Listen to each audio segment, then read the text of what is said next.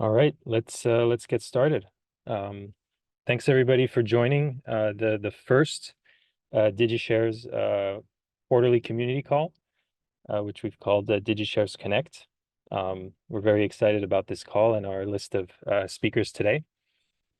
My name is Gabriel. I work in the business development team. I'm based in Miami, Florida, and I'll be your host today. And yeah, without further ado, we'll start with our CEO, Claus Skanning. So Claus, the floor is yours. Thank you very much. I will actually run through a brief presentation giving status update of what we are working on and where we are in terms of market traction. So let me just share my screen. Welcome everyone. It's a great pleasure for us to host this event here today. It's the first time we do the DigiShares Connect, a community call, but I think we'll be doing it every half year, something like that in the future, to make sure that everyone is kept up to date on what we're working on and sort of easily get access to status update from our side. At this stage, we are one of the leading, if not the leading, provider of white label software for tokenization of real world assets, especially for real estate, but also for many other types of assets. And we have, of course, an end-to-end solution for this purpose that is highly customizable and configurable with many configuration options, open APIs, and so on. So there's something for everyone. There's an easy to use out of the box version, but there's also integratable, highly customizable version to fit into more institutional frameworks and integrations. Of course, we are extremely focused on regulation and compliance and so on, and tokenization is still a legal tech activity, I would say, to a high degree. So we have many legal partners around the world that can assist on the legal side. We also have our own legal counsel internally that can participate and sort of give high-level guidance and advisory. Right now, we have clients in more than 40 countries, so I think we are also one of the firms in the space to have the widest global coverage. And then, of course, we are also working on launching an exchange. We don't normally go direct to market, but are more like a tech provider. But in the case of liquidity, we felt that we needed to take more responsibility ourselves and actually get behind an activity of creating a real exchange, licensed and regulated exchange for tokenized real estate assets to begin with. And I'll give a little bit more status on that later on. So probably everyone on the call knows what tokenization is. It's just the process of representing ownership in an underlying asset legally and technically on the chain. The way that most of our clients do it, they create a legal entity first that owns the asset, and then they tokenize the shares.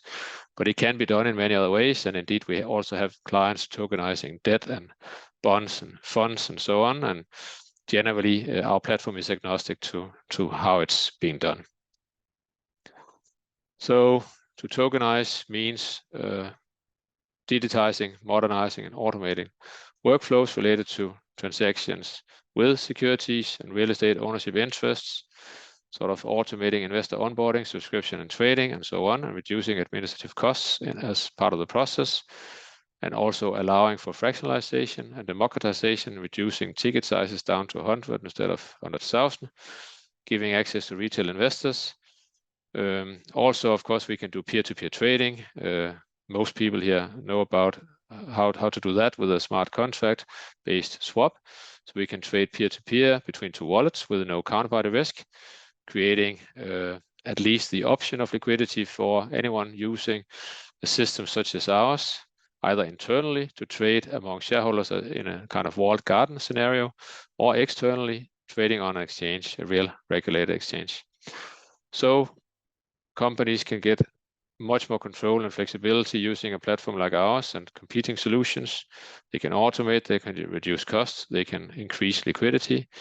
We know from industry reports and so on that if you make your assets liquid, they will generally become worth more. It's easy to understand that if you have two otherwise identical assets and one is liquid, the other one is not, everyone will prefer to invest into the one that is liquid and giving them the chance of early exit without too much of a cost.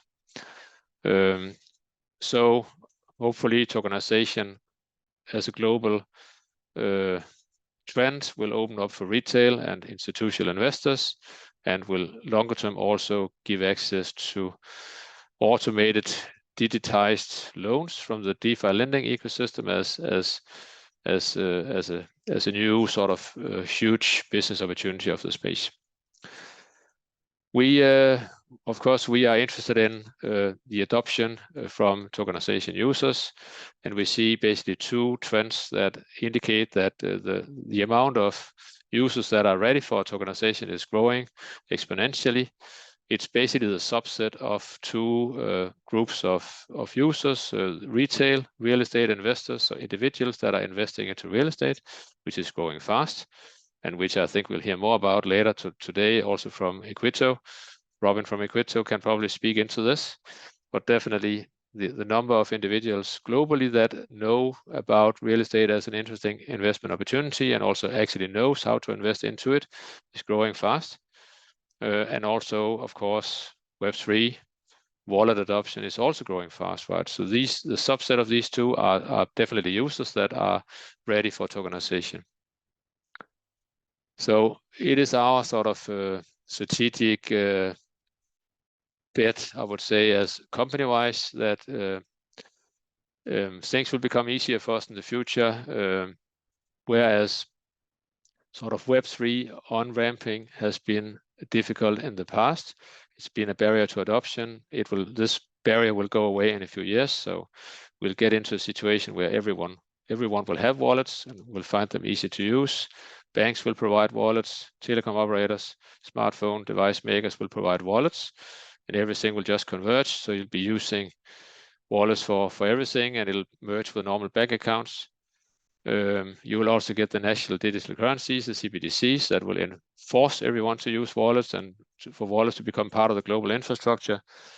So it'll just become the way of doing things, and of course that will make tokenization a much more easy activity to adopt and to carry out. So we provide platforms and software for this space. We provide, of course, a white label tokenization platform with functionality for issuance, corporate management, and internal trading, investor registration and verification, ability to purchase tokens using crypto and fiat, electronic signing, workflows, and so on, share cap table management, distributions, and internal trading using atomic swap. And then we're also working on the exchange, which will come out later in the year, hopefully, and which I have a few more slides on later in the presentation, or now actually. So realestate.exchange will be hopefully the place to go to trade real estate on the blockchain. It will be open for tokenized real estate assets, and it'll be initially a simple peer-to-peer swap that will be facilitated in a regulated, licensed way on the exchange. It'll be like an order book where you can see buy and sell orders, and then you can interact with the different orders that you find to be the most attractive.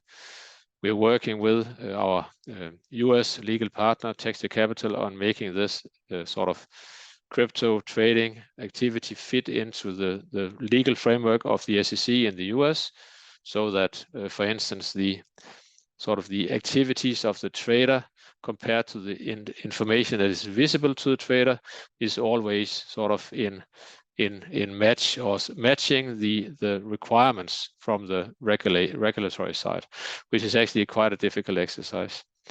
So that's the first sort of instance that we are planning for the exchange. Second version will be hopefully in Europe or in the UAE, where we are looking to take out a license. And we are also working on an AMM version of the exchange. We have the roadmap here. So we are working on an automated market maker version of the exchange that will come out probably in 2025. From a technical perspective, it's not much more complicated than the order book version, but it's just legally much more complicated how to, within European regulation and US regulation, how to license an AMM, and what are the different elements and of that, and how does it fit into the existing regulation. That seems to be quite a difficult exercise. We have applied to the European Union sandbox, regulatory sandbox, to test out the legal clarify the legal perspectives around it, and that's sort of a necessary exercise to go through.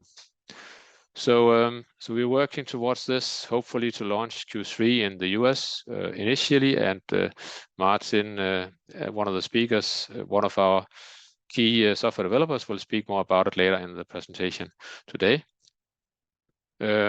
Also, I will briefly mention Decaux, which will also be a topic for today. I will briefly introduce it, and then it'll be a topic for a panel later on between Polygon and Martin from our team.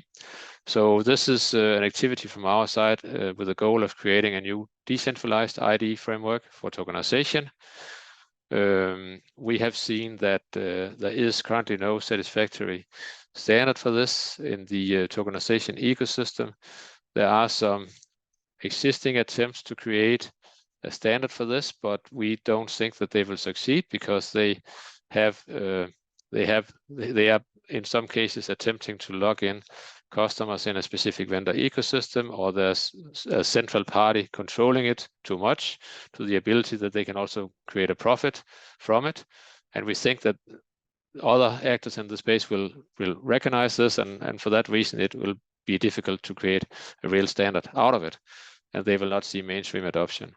So we find that we need to create a new standard that is totally independent of any actor in the ecosystem, not controlled by anyone, and no one will be able to make a profit on it and sort of make any kind of vendor log in. That's sort of the guiding principles that we have for it.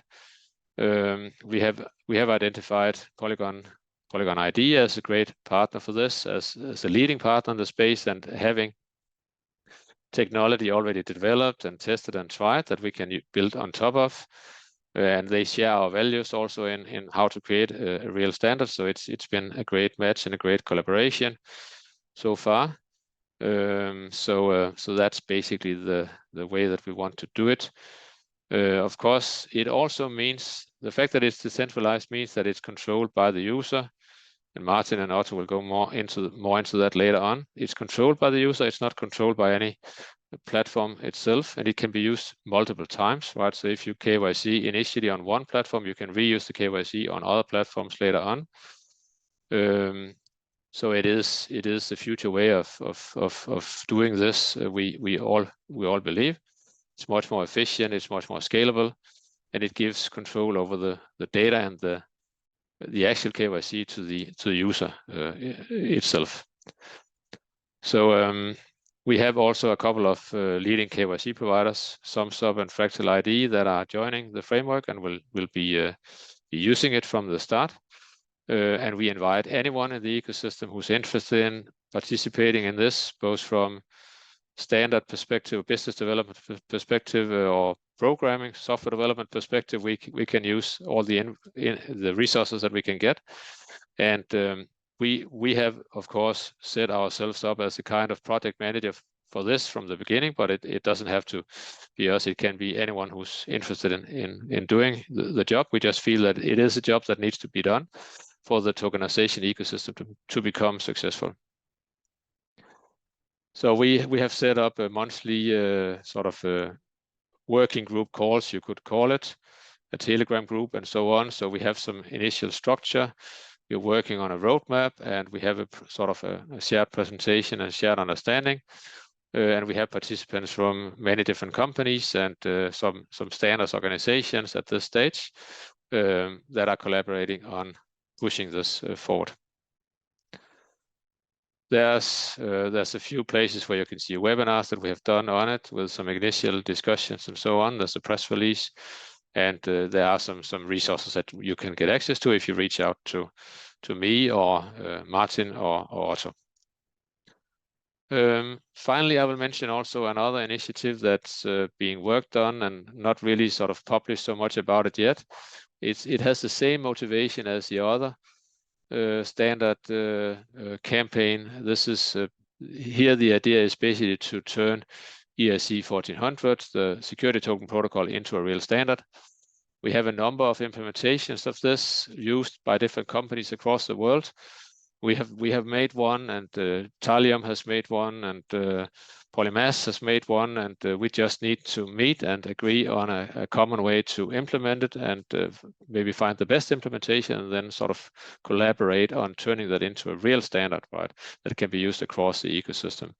And again, we want something that is not really controlled by any single vendor, totally independent, and not sort of generating profit for anyone, but used across the industry, and somehow decentralized to everyone's benefit. So I hope we will announce this initiative within a few weeks, and again, in a similar way, try to organize a working group and collaborate on pushing this forward to the benefit of the tokenization ecosystem. That's it from me, and I don't know if Gabriel will permit questions, or we have time for it. I think we should keep it going for now, but obviously Yeah. if questions come in, we can ask them later. But yeah, thank you, Klaus. Next, we have Adam Blashek, who is a part of the DigiShares team. He's the head of product. Our clients and people interacting with us know him well. He knows everything about the platform, and he's going to show you, give you a short demo of our platform. So, Adam, the floor is yours. Thank you so much. Let me go ahead and share my screen. I just need the permissions to do so.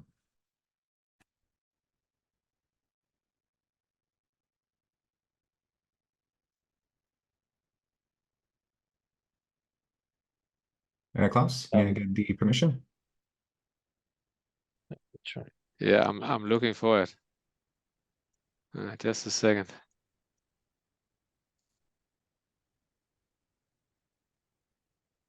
Try now. Yeah, there we go. Thank you so much.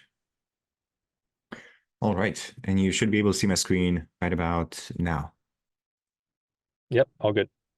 Superb. So I'll jump right in because we are running a bit behind. So effectively, I am currently logged in as an individual named Brian. Brian has already passed KYC and has already made a few investments. But right now we are on the offering screen, and the offering screen allows us to view the various different offerings that are present on the platform, be it on the primary side or on the secondary side. And when we're looking at a deal, the card itself and the way the deal is presented is very much customizable. This is a pared back version, so we can focus on the flow. But if you go into the details, you do see the various different descriptions, the pictures of the assets, and the layout, the descriptions. The contents of the asset are very easily changeable from the administrator's side. And what you can also do is you can use the inbuilt interface customizer to change the fonts, the colors, and the layout of the application on the fly if needed. But if further modification is required, we can also use the APIs provided by the platform and build something completely different, something that Equito has done very, very well. To perform an investment, all I need to do is I simply need to click the buy button. I am then presented with the various different classes of shares. So I'm shown the number of shares, the price per share, the limitations, if there are any. So the minimum number of shares I need to purchase. I can also have a maximum limitation on a per purchase or on a global level. So not a single investor holds more than 50%, 25%, whatever the percentage may be. I can also choose to invest through an investing entity rather than an individual. I select the number of shares that I wish to purchase. The currency, I'll stick with the USD currency because I'm going to be performing a blockchain-based swap. So I'll be paying with the USDC. I can see the total, and the total can be modified by a transaction fee that is set by the administrator or by a discount, or both, again, set by the administrators. Once we have a total price and a wallet is set, the wallet which is whitelisted within token series, so the shares can be transferred over, the investor has the ability to proceed to the next step. And the next step is going to be the signing of documents so that there is a paper trail of the purchase. In the example, I have an agreement here that is using our inbuilt signing module. Users are not forced to use our inbuilt signing module. If the operator of the platform chooses to do so, they can also run DocuSign or Dropbox Sign as an alternative. The flow is exactly the same, regardless of the choice, because all the investor needs to do is simply just scribble their signature within the appropriate place. If the proper integration has been done, everything will be pre-filled for the investor. Once they have signed, all the documents, an invoice is then generated. The invoice is a non-modifiable one because it takes the information from the purchase and simply presents it to the investor for the final confirmation. And as I said, in this example, I'm going to be performing a blockchain-based swap, but we also offer fiat alternatives. The fiat alternatives would be credit card purchases through Stripe, or we can also use ACH payments through Dwolla in the US. So all I need to do is simply click the send payment button. At that point, the embedded or the injected wallet is shown, and I simply need to confirm the transaction there. Once it has been confirmed, the transaction will begin, and as soon as it appears within the Explorer, it will be approved by the platform, and I'm taken back into the My Portfolio screen, where I will see the transaction request and the current status of the transaction request. The transaction times very much depends on the network that is used. For the demo, I'm using the Sepolia test network, but most of our clients, they go with either Ethereum layer 1 or layer 2, such as Polygon. We also offer alternatives such as a private network called Polymesh. With my portfolio, I can see all the previous investments that I've made aggregated up at the top and individually listed below. If allowed, the holding, so the various different classes of shares, can also be traded. Martin will go into details on how it can be traded on the Rex side of things, but we also offer an inbuilt solution, which is found within the marketplace, that lists all of my assets. And if I want to, I can simply post a buy or a sell order. Once an order is posted, it will appear for the other investors to react to. And if very quickly I just post a sell order, I can have an active period from when to when does the trade actually run. So the interaction limitations and also the number of shares that I am looking to sell with the price per share. The marketplace fee here is again set by the administrator. The 10% fee is simply there for demonstration purposes. And as the investors, they perform the trades and they go through the various different cycles, we have an administrative view, and the administrative view is segregated into each and every single offering. So if I go into the, actually, let me go into the commercial building that has a nicer checkout table, and I log in.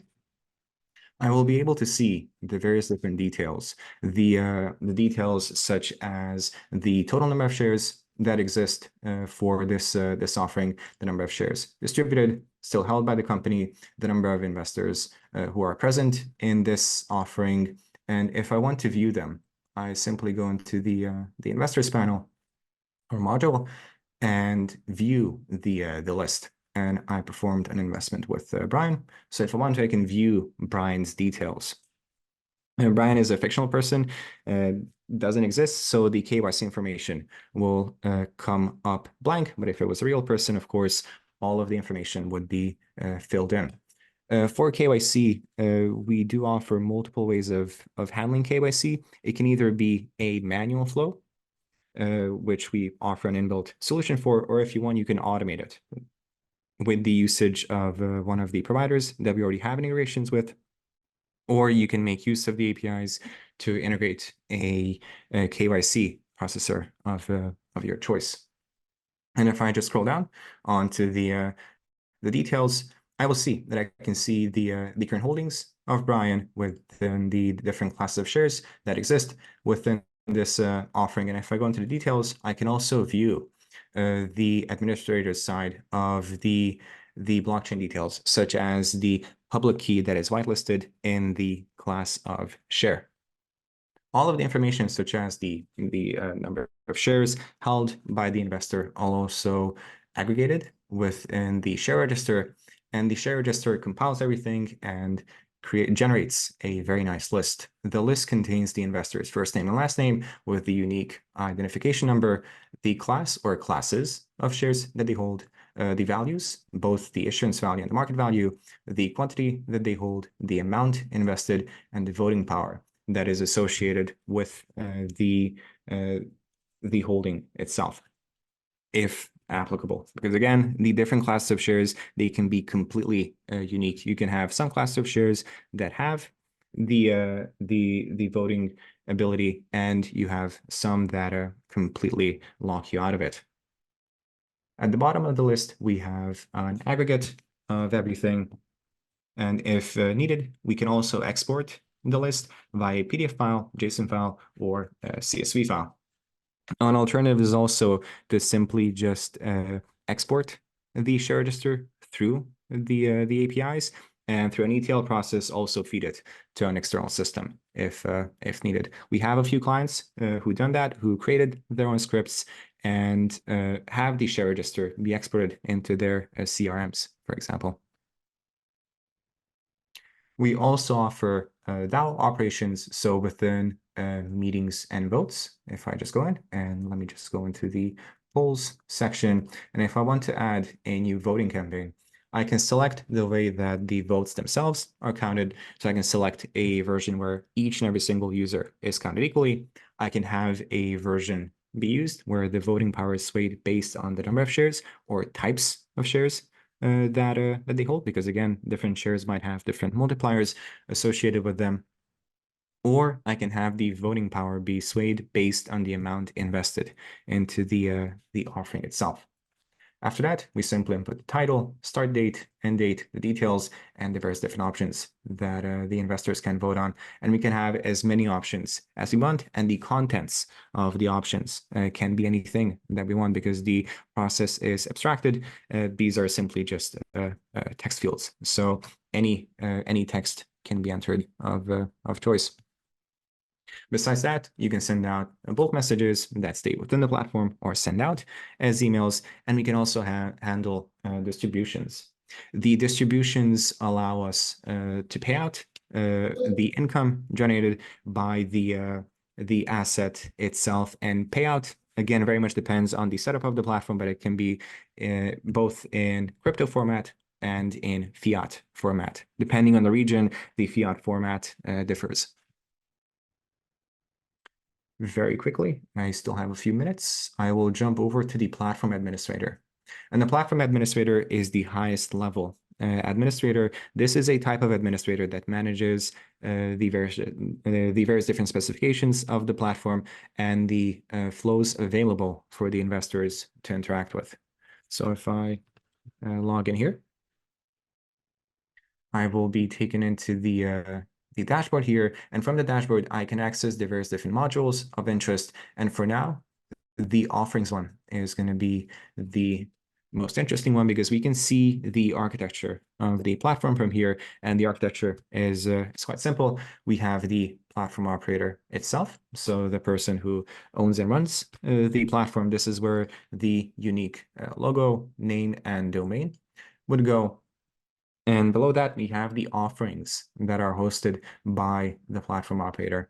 The number of offerings can be one to many. So if you want, you can host a single offering, or if you want, you can host many different offerings. A feature that is also quite popular is the ability to bucket the offerings. So let's say the first two offerings are handled by a single seller. And if you want, you can onboard multiple sellers within the platform, and at that point, the investor side becomes a marketplace where various different sellers can list their assets after they've been onboarded by the platform operator. Because the platform is so flexible, we have the inbuilt settings of the platform that allow us to change the behavior of the platform on the fly. For example, if I scroll down and I want to take a look at my KYC settings, I get to select the provider that is currently running on the platform. So as mentioned, we have the ability to provide an internal one or work with external providers, or if the APIs are used to their full potential, we can also interact with providers that are not listed here. But effectively, I select my method of provision, and then I select at which point does KYC come in. If I want to, I can put it on the very beginning, on the very first step where the investor registers, and then immediately put them into the KYC process, or I can start delaying it. I can delay it until the intent of purchase. So we allow the investors to come into the platform, browse through the various different offerings, and once they see one that they fancy, they can then participate. Or, well, before they can participate, they have to go through the KYC process, and then they can perform the purchase. We can ignore it for demos, as I'm doing right now, or we can have it after the documents have been signed, but before any sort of payment has been made. This very last version of the KYC flow is not applicable everywhere. So there are jurisdictions where we're not allowed to use it. And this flexibility, as mentioned, also goes into the document signing, and we also have the ability to have it on the payments side of things.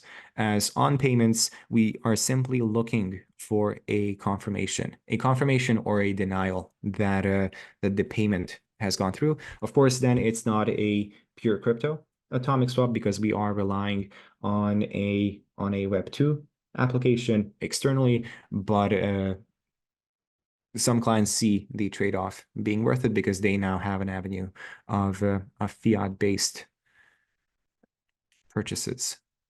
And yeah, I think I'll stop here. And if there are any questions in the Q&A, happy to answer them. Thank you, Adam.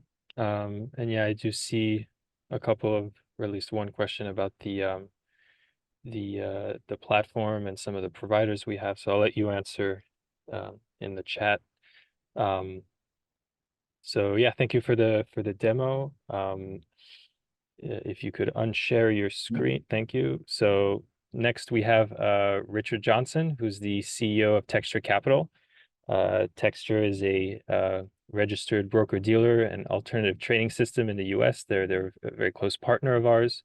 So we're excited to have Richard on. Yeah, Richard, the floor is yours. Great, thanks, Gabriel. Hi, everyone. First of all, I have to apologize for connecting via my phone here. I am on the road right now, but I've been having some great meetings talking about tokenization of real estate. Some of you may have seen that we announced a few months ago that we're going to be partnering with DigiShares to enable secondary trading of any tokenized real estate assets through the DigiShares platform on our ATS. I should back up, I think, as I'll introduce myself a bit better. My name is Richard Johnson. I'm the founder and CEO of Texture Capital. We're a digital securities broker-dealer, registered licensed with FINRA and the SEC. We help clients raise capital through different types of exemptions here in the US. Regulation D, which is probably the most common one, particularly for real estate investors. It allows companies or projects or developers to raise an unlimited amount of capital from accredited investors only. You can do 506B, which is more of a kind of a closed marketing effort, or 506C allows general solicitation. We support Regulation A, which allows you to bring in retail investors. It's not commonly used for real estate, but you can actually do tokenize LLCs, and you can tokenize real estate funds. And I think it would also be possible to do tokenized series LLCs if you're trying to create a fractionalized marketplace, which would be very interesting.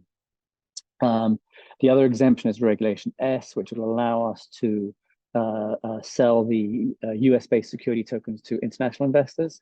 And finally, Reg CF, which is probably the least common. CF stands for crowdfunding. That's the crowdfunding exemption. So we support all of those. If you're issuing assets through the DigiShares platform, we're building an integration right now, and we can help with that as your US-based broker-dealer.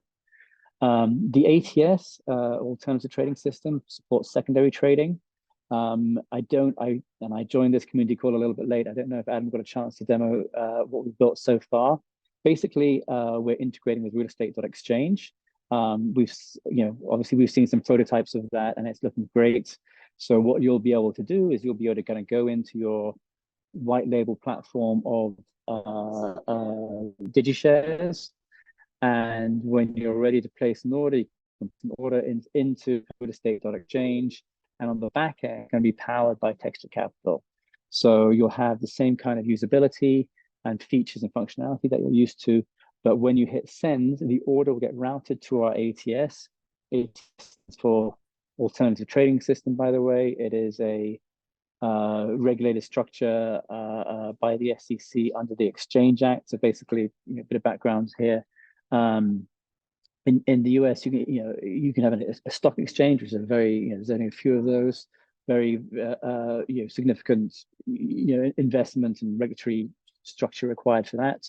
Or you can have what's called an ATS regulation, which is under the Exchange Act, part of regulation ATS, and it's a SEC sanctioned way for broker dealers to electronically match buy orders and sell orders. So getting back to realestate.exchange, when you send an order in, it will execute on our ATS, against counterparty orders, and using the DigiShares technology, we're able to do the settlement through the wallets that DigiShares has integrated. So basically, the real estate token will move from the seller's wallet to the buyer's wallet, and at the same time, the USDC, the cash settlement leg, will move from the buyer's wallet to the seller's wallet. And as I said, that's in the work now, and it's coming out. Gabriel can give you more answers on that, but coming out pretty soon. So we're looking for potential partners who are currently working with DigiShares or thinking about working with DigiShares.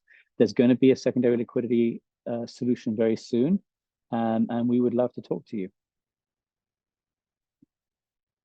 Let me know if there's anything else you want to touch on, Gabriel.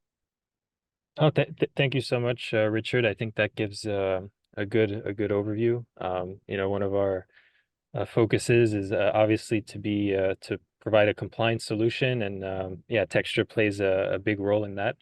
But we also want to make the user experience as smooth as possible. Which is where the technology that Texture offers, and also what we're going to do with Polygon ID and Ditto helps a lot as well. So no, thank you for that. Your presentation, Richard. I did think of one thing we've got to touch on, Gabriel, which is the DigiShares transfer agents, which will also be part of the solution depending on the exact setup. Yeah, absolutely. And happy to discuss with anybody in the US that's looking to tokenize and list on a secondary exchange, and talk in more detail about that. So you were Richard, you were mentioning in your presentation a demo. So Adam gave a demo of DigiShares, but now we're going to get a demo from the realestate.exchange side, and Martin Hotka, who is a part of our team within DigiShares and working very closely on the realestate.exchange project. So yeah, Martin, the floor is yours. Thank you. Hi, everyone. I will just quickly share the screen and we can start. Okay, let me just put this full screen. Perfect. So here I will show a sneak peek of the realestate.exchange platform. Things you see might be subject to change because the platform is still under the development. And yeah, so starting here, we are on the landing page. And here you can see various kinds of projects which might be listed on real estate.exchange. All this data is mocked, so nothing real.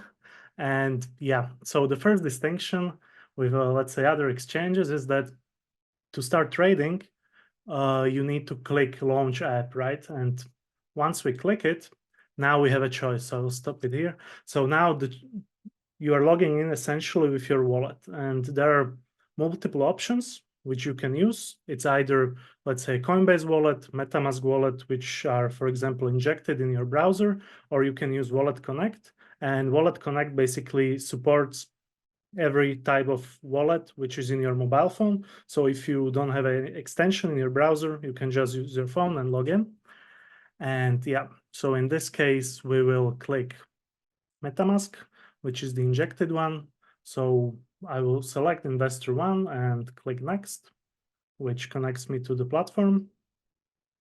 Okay, so right now I'm in the platform, and we can see that we have two types of shares listed, Grail 55 and TSH.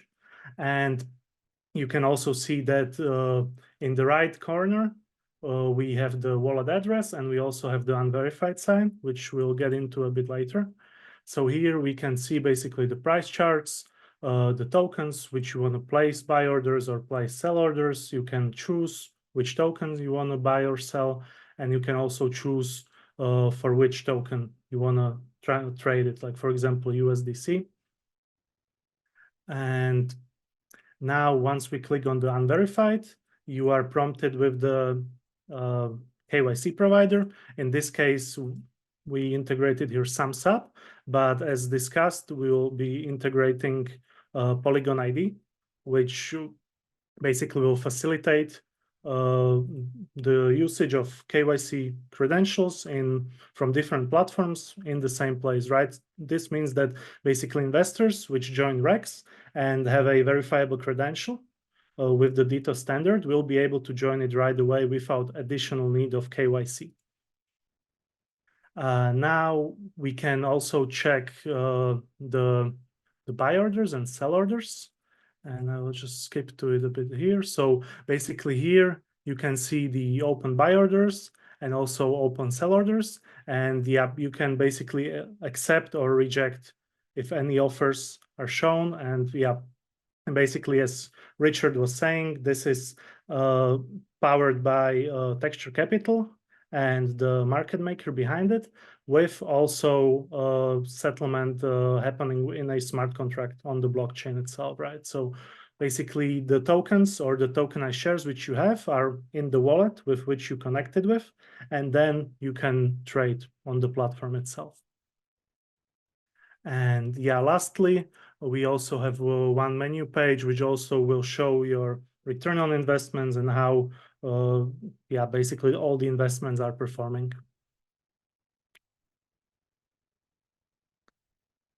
And this concludes the demo of real estate exchange. Thank you.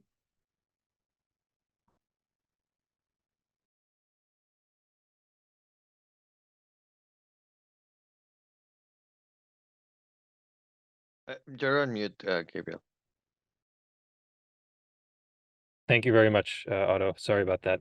I was thanking Martin for the great demo, and really looking forward to seeing what it will look like in the future once Ditto will be included and operational. So with the decentralized ID part, that's going to be also very exciting. And so speaking of Ditto and our work with Polygon ID, our next section is a fireside chat with Martin and Otto Mora of Polygon ID. So yeah, we're gonna ask them a few questions, and Martin and Otto, feel free to just speak about anything you feel important if it isn't covered in the questions. But I'll kick off this fireside chat just by asking you, what are the problems with the current centralized ID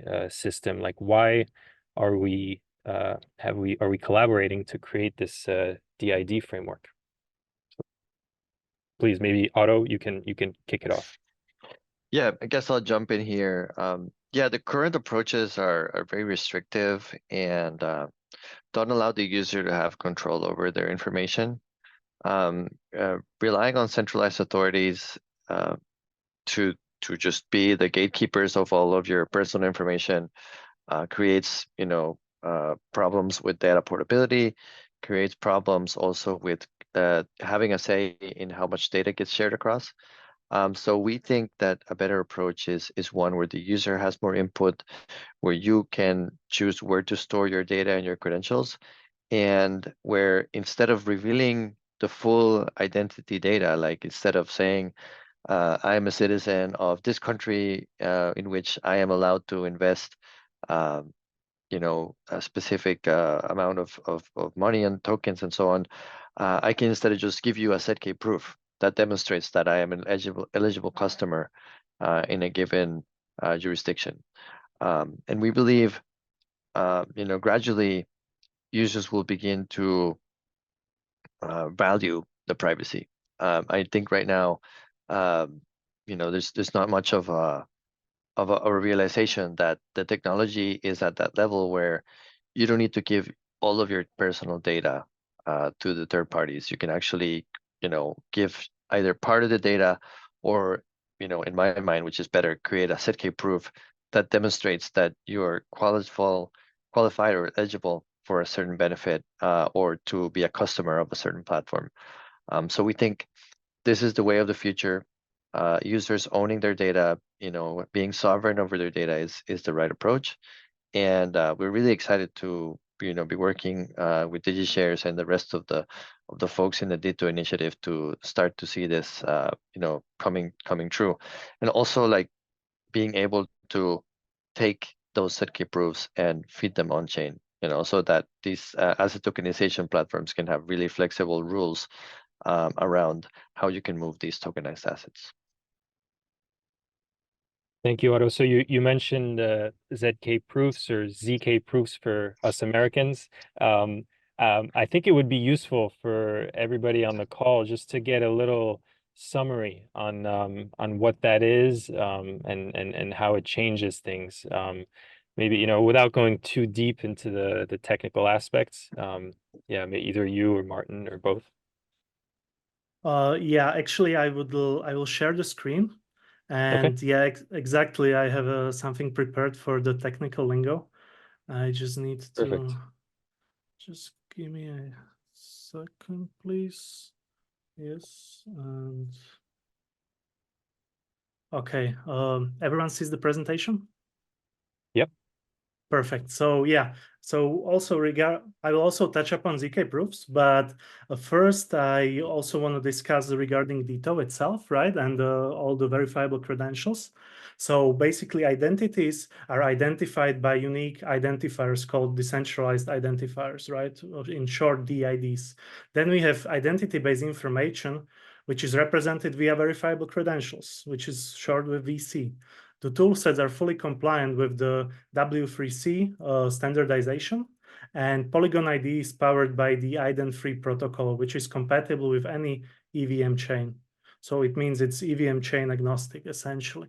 Now, the IDEN3 protocol enables users to generate zero-knowledge proofs, maximizing privacy of the identity, right? And so a very simple example, which people always use with ZK proofs, is that imagine you go to a shop and there is a age-restricted item, and basically need to prove to the cashier that you are of that age, right? So you show your ID, and the cashier can see all your information, right? Birth date, name, and so on, address, yeah, and stuff like this. With zero-knowledge proof, though, you basically send a proof to the cashier that yes, you are of that age, but they don't see the underlying information behind it, right? So this basically enables or maximizes privacy, and which is great for the end user in general, right? And I will a bit touch upon more on the DITO framework in the sense that there are three actors in the DITO, right? Or in Polygon ID itself. So we have the issuer, which issues entity is the entity that issues verifiable credentials. So for example, the KYC provider, right? Then we have the identity holder, which can be a user or investor in our case. And then lastly, we have a verifier, which is an entity which verifies the proof presented. So in the example which I gave, that would be basically the cashier, right? And in the Rex sense or DigiShares platform, it will be the platform itself, right? When new investors join. And yes, that's all from this. So it's if I could summarize in different words, if I understand correctly, it's a certificate. It's a yes/no information that's present on the blockchain that says this wallet, this person that's associated with this wallet, successfully went through the KYC with this provider at this time, and we don't give you any of their information, but we just tell you that that was the case and it happened, and that's it. Am I correct in summarizing that way? Yes. And an important thing to mention that you mentioned on the blockchain, right? And people can be scared that, yeah, blockchains are public, right? You don't want like sensitive data on the blockchain. And this is what's amazing about zero knowledge proofs, right? And about the technology that Polygon ID is building, that none of the data is on the blockchain. All the data is in the user's wallet, right? And they only the cryptographic proof is on the blockchain. But you can also verify not only on the blockchain, but also off-chain. So yeah, it really depends on the use case, right? But yeah. Otto, please, if you have any more comments on this. Yeah, I mean, exactly. Like, and when we say the data is in the wallet, we actually mean like there's a file inside your phone or inside your computer that has your personal information, and you just derive a cryptographic proof from this data to, show that, as we said, you're eligible, you're over 18, you're in a given jurisdiction, you have a certain credit score, or you're an accredited investor, things of that nature. And I think this is so much more robust than some of the other approaches, which just rely on address whitelisting and even soulbound tokens to like mark given blockchain addresses as safe. We think this is more robust because you can even update a person's credential after a given point in time if they happen to fall into a blacklist, sanctions list, or anything like that. So we believe this is a superior way of handling compliance when using tokenized assets. Great, thanks to both of you for that. So another question that people have, not just about identity verification in Web3, but many other aspects, is interoperability. And so how does Ditto aim to address this interoperability challenge within the blockchain ecosystem? Well, we are building a verifiable credential schema, right? Which follows ways of standardization, which have been here before and will be in the future, right? So, like, we didn't come up with this; it's something that we follow, and it also really depends on the jurisdiction, right? So we wanna make the verifiable credential schema in a way that, based on the jurisdiction, you can add some properties or leave out some properties, right? So based on this, then the jurisdictions which are mentioned will operate, right? Yeah, this credential schema, we developed it in conjunction with the folks from Fractal, Samsung, Netki, and a few others. It is an initial step in standardizing identity credentials for KYC type use cases. We believe also there will be another kind of AML check schema that will work as a companionship to this one, as that has like kind of different implications as sort of the assurance framework that you use and a few other things. We're kind of keeping that one separate.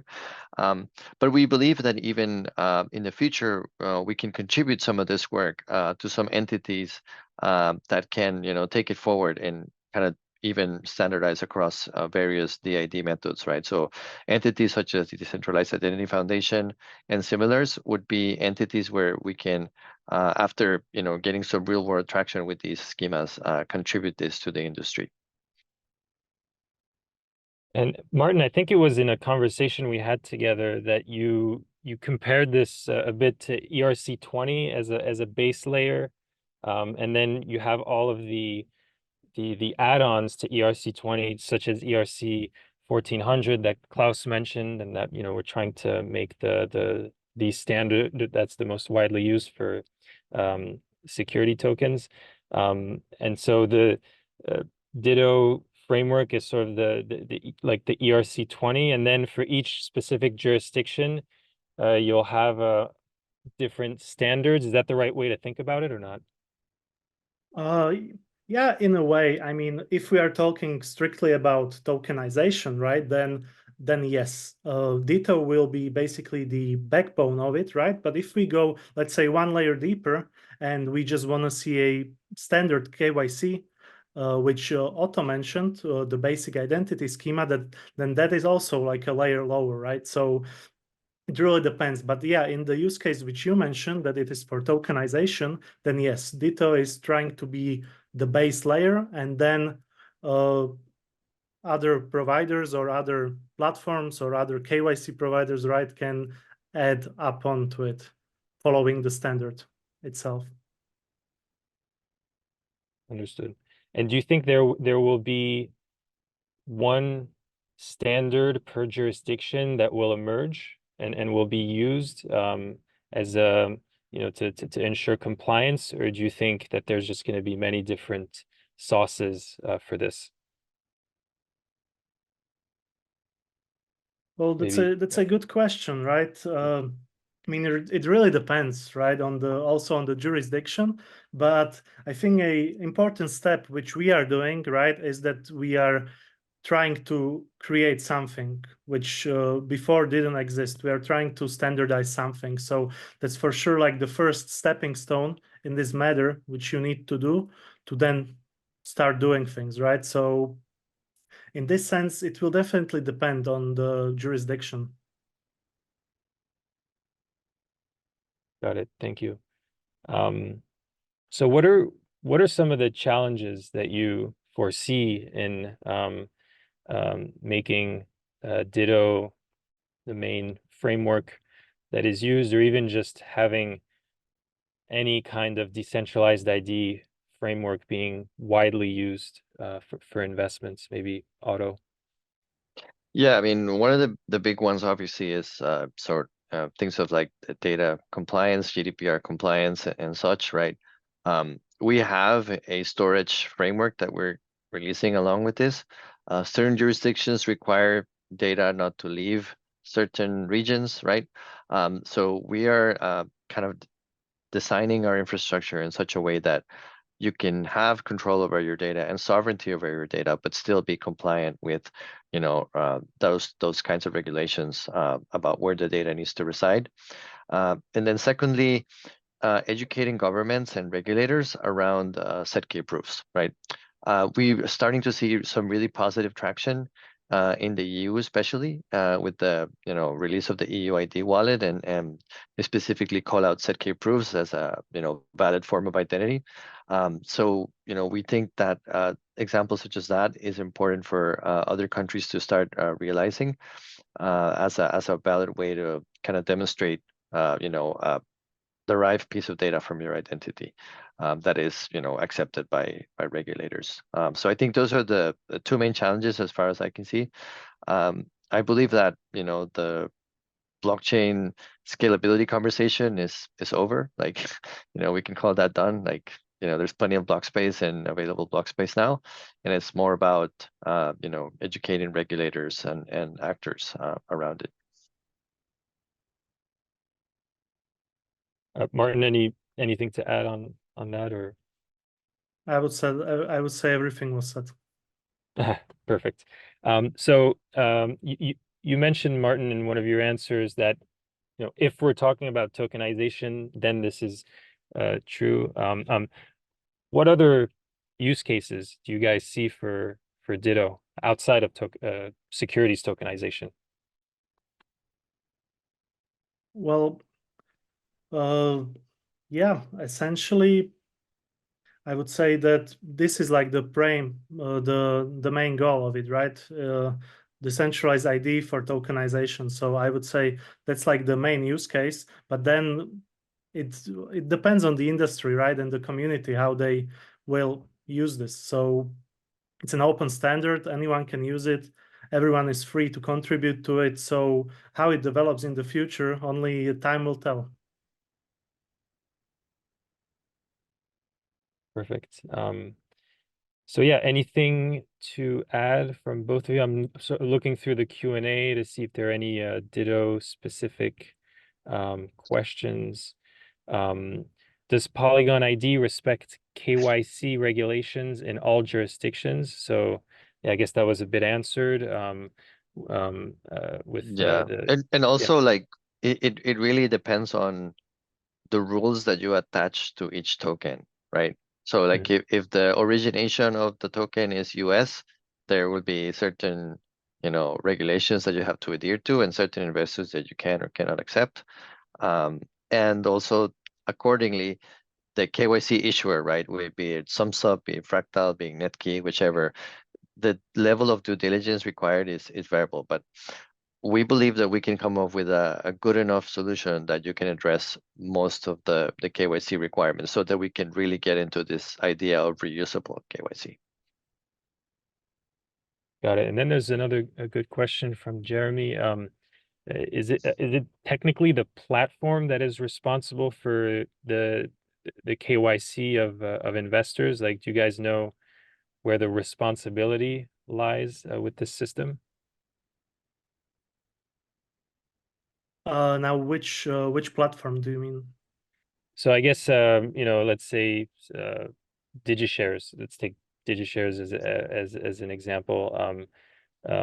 You know, we have clients, they're issuers, and so you know, we're providing the platform, the issuer is minting the securities and onboarding the investors, and then there's the service provider, the KYC service provider like SumSub or Netkey or BlockPass, and then there's the Polygon ID. So I guess there are 4 different categories of players, and so I think Jeremy's wondering who in the end is responsible for the KYC, for, you know, with whom will the responsibility lie if something goes wrong potentially. I guess that's an interesting question about the actual maybe legal responsibility. I don't know if you guys have thought of that, or maybe we can get back to Jeremy with an answer in the future. Well, I would say essentially, yes, platforms have KYC, right? Let's say our platform. So on registration, you KYC. With Polygon ID integration, actually, because right now the KYC provider gives a check that, okay, everything is fine, right? With Polygon ID, except giving the check, they will also issue a verifiable credential for the user itself, which then they hold in their wallet, right? So basically that's like the data flow, which happens from the KYC provider to the user itself. Not sure if that answers. Yeah, I mean, you're a Thank relying you. party to the KYC issuers in the end, right? If the data was somehow, let's say, faked or done incorrectly, the KYC issuer has the ability to, you know, revoke that credential, right? Like, let's say you fall into a sanctions list tomorrow, that credential can be revoked. Let's say even you move from one country to the next, that credential can be updated. And then the next time you want to trade, you may or may not be able to trade, right? Because it is at every trade that the data is checked, right, on chain. So it's not like you have a green check and then that green check is good for life. This is an active kind of monitoring and compliance process that is done over the investor. Thank you. Super helpful. So we have a question from Anais. Is it correct to say that Ditto is aiming to be strictly a technical standard, which provide flexibility for implementation specific features based on jurisdictions?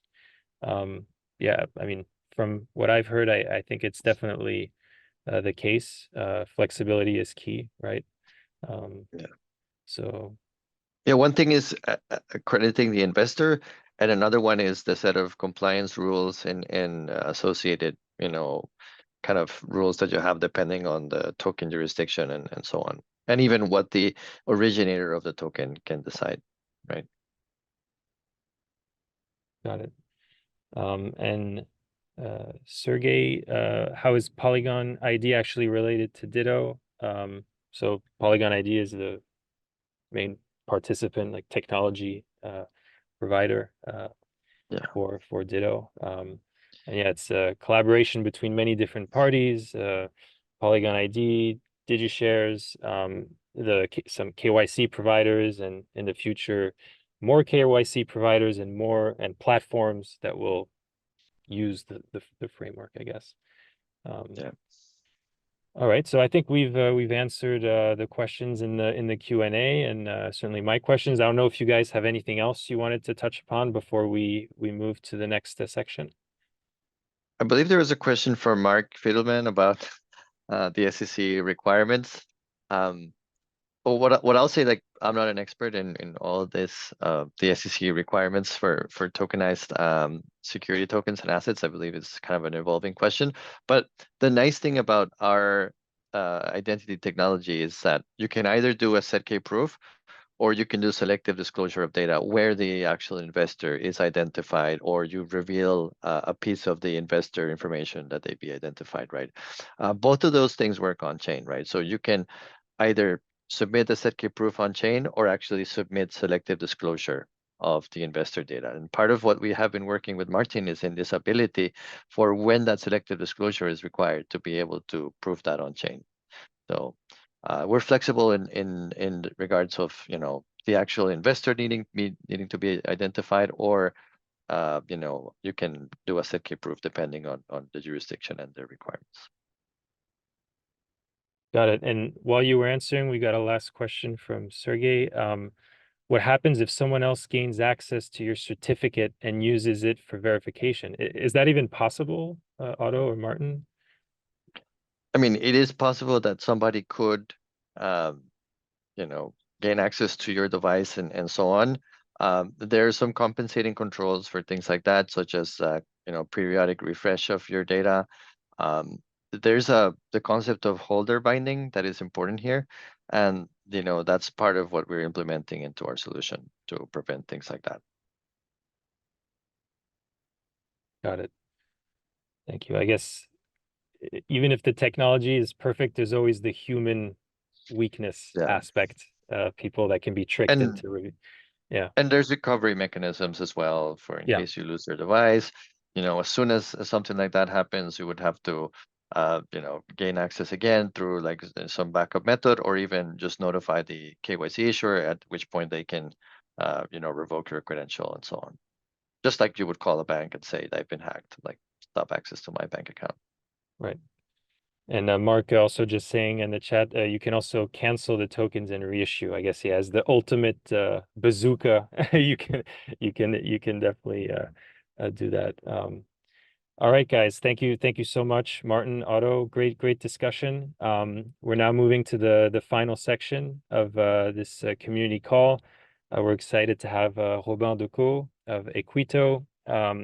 Equito is one of our great clients. I'm actually an investor myself. I have a 100 euro token in one of the properties of Equito in Spain. This is not investment advice, obviously, just saying that I've used the product. And yeah, it seems like when they open up a new deal, if you don't invest within a few hours, it's gone. So having great success. So yeah, Robin, the floor is yours to tell us a bit about Equito and your journey. Thank you very much, Gabriel, and thank you everyone for all this insight. I think we are at a very interesting time in terms of the market and all the solutions that are being provided today. I foresee a future where most of the assets will be tokenized, mainly because it brings a lot of transparency into the transaction and a lot of efficiency. So for all the potential asset managers that are listening us, jump on a call with DigiShare, because I can share the success of the partnership that we had with DigiShare. It's been now a few years that we are working together, and it's been a pleasure. I can also comment on the proactivity and the professionalism of Adam, that is our direct contact on a daily basis, and we have been growing together. So it's been very interesting. And I noted a few points that you guys mentioned during the conference, but the fact that tomorrow everybody will have a wallet, and service provider, phone provider, banks, everybody will provide a wallet for users, and this will help to adopt the tokenization. And I think we are getting there.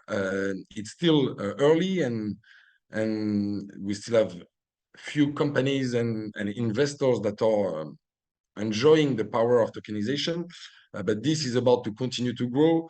Yesterday, BlackRock has announced the tokenization of a new fund of 100 million.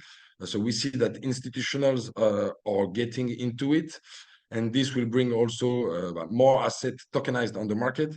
So we are at the beginning of something very interesting, and the tokenization of real world assets, I think it's, for me, one of the most promising use case that blockchain can offer.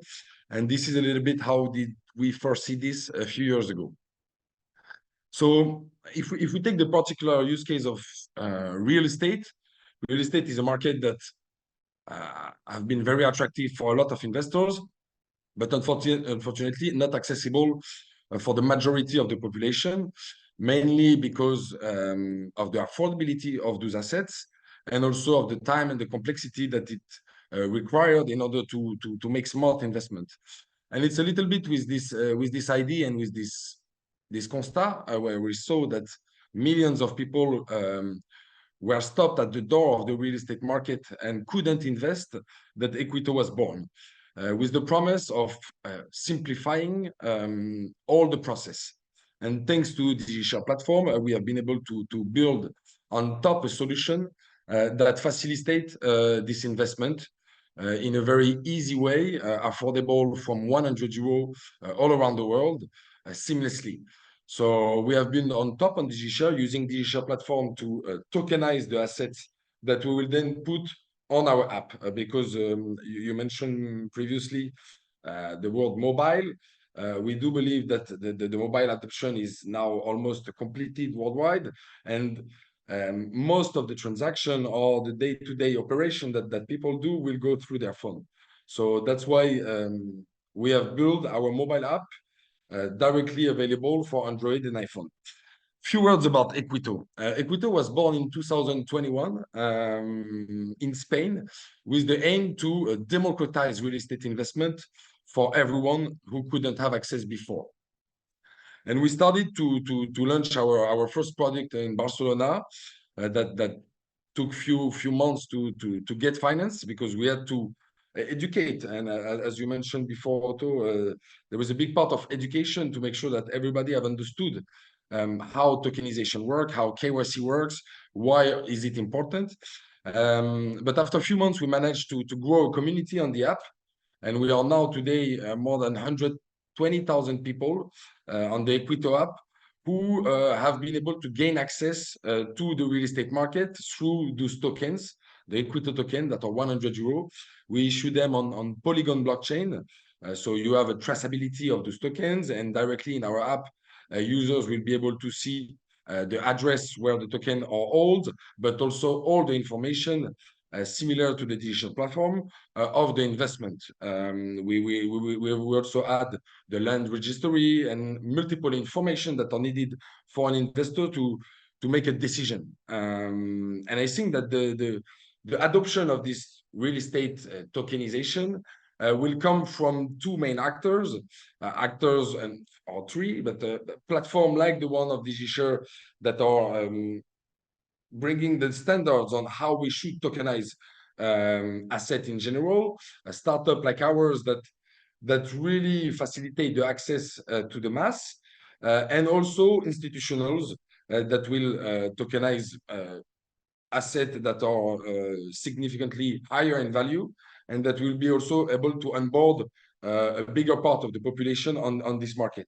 So we are now at the beginning of something that will allow tomorrow millions of people to trade seamlessly fractions of companies, of real estate properties, in a matter of seconds, because everything will be seamless on the blockchain.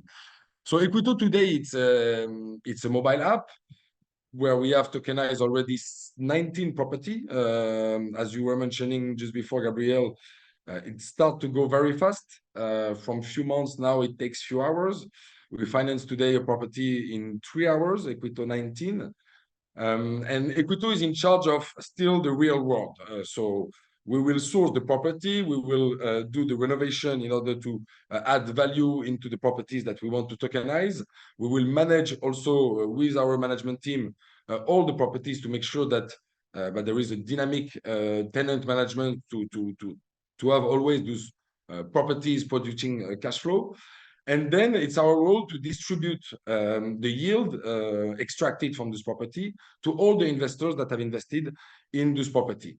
And today we have passed over 3.5 million euro of asset tokenized and finance on Equito app with 19 property, more than 50 tenants in the properties that we have. And we are very excited for what's coming next, because with the current crypto bull, with the solutions that have been able to mature and the market that have been able to understand more how to use a blockchain, how to use a wallet, how to make transaction on the blockchain. But we can see that tomorrow, a bigger part of the world will be onboarded on investment thanks to this tokenization.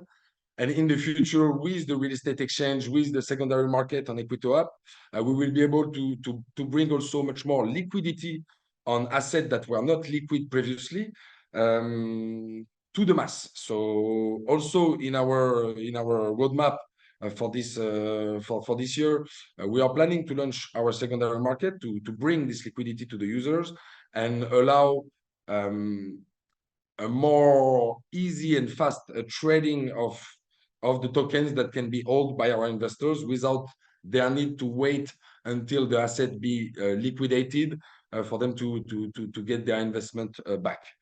So I'm very excited for what's to come. We are planning to tokenize 50 property this year and 150 next year. We will continue our work in Spain before to expand ourselves in other countries nearby. And I invite everyone that is interested in tokenization and investment to download the Equito app to see how the process of investment can be easy. We were speaking about KYC before. You can now verify your identity in a few seconds, minutes, and then become an accredited investor to finally invest in platform like DigiShares or Equito. So I'm very excited. I look forward to have you guys on the app to ask all the questions you need to ask to the DigiShares team, because they have done an incredible work with us. And if you have any questions, you can join me on the chat. We have also a chat on the mobile app on our website. So any questions that might arise regarding the investment opportunity that Equito provide, or the tokenization, we will be very happy to answer you, because we need more actors to continue to grow tokenized portfolio. We need more solution provider like Polygon ID to also democratize new ways to KYC users that are more decentralized. So I'm very excited for the coming years and to see the growth of all those business that will, I do believe, benefit the people. And that's why I'm very excited to continue to work on this journey and to continue to grow this partnership with DigiShares and hopefully continue Polygon, because we are issuing our token on Polygon, but we are not yet using Polygon ID. So I will be also excited to have a discussion with you, Otto. Thank you so much, Robin. That was a great presentation, and we're very happy to have you as a client. we have a few questions in the Q&A. So Daniel wants to white label your app, or even use it under the Equito name. So I guess you guys can talk business and connect after the call. Pleasure. I can add maybe my email address to be contacted. That would be great. Yeah, if you could add it in the Q&A or in the chat. Okay, super. So that people can contact you. Mark is asking, what legal vehicle are you using in Spain to tokenize these properties? I don't know if you can share a little bit about that. I can definitely share. We have nothing to hide in our platform. As Claus mentioned it at the beginning, there is multiple ways to tokenize asset. You can put the asset into a company and then tokenize the share of this company, or you can tokenize other type of investment vehicle. In our case, it's a participative loan that give economic right on the property. So the right to perceive the rent and the added value at the moment of selling the properties. And we decided to do so for complexity. It was also more known from the regulator in Spain. That is why we decided to foresee and to go with this option. That allow us to tokenize this property and give yield and added value to investors. Thank you. And then we have also a question related to the legal aspect with so like what regulation do you use? Is there a specific securities exemption, or and how does Equito ensure that investors are purchasing equity in the property? In fact, they are not purchasing equity in the property as it's a loan. So it doesn't apply. We could have choose to do it in a different way. For simplicity, we choose this way. Our users are very interested in owning the token and the benefit that the token actually have. Because we started with security token offering, as you have been discussing it before, where this document is resuming how we will issue this token and what are the properties of these tokens. And we issue every properties individually. So each property will have its own token and have specific characteristics attached to it. And this can be read in our insurance document that can be signed by any investors directly from our app. Thanks. And then we have a question from Martin, which I think you've answered. So are you tokenizing the underlying asset or the rights to the income? It seems that it's more the rights under the Spanish structure that you have. So that's answered. Vladimir is asking, how do you provide liquidity so your clients could sell tokens quickly? So I guess that's the on the roadmap, right? I can maybe add a little point on this. Because there is already some exchange that allow secondary trading, and it's growing. But we decided to do it in a few steps at Equito. The first step is we organize buyback. So we Equito as a company, we repurchase a safe quantity of tokens. We already organize 7 buyback, if I'm not mistaken. So Equito 1, Equito 2, Equito 3. We open windows where investors can actually resell their tokens, and with a limited quantity so far, because we don't have unlimited access to capital, we are repurchasing the token to the investors. The next step is to reput these tokens on the secondary, so we put them on sales. And this we have launched resales of tokens, so tokens who have been bought by a user, sold back to the company, and resold on the secondary in Equito app. This is already live.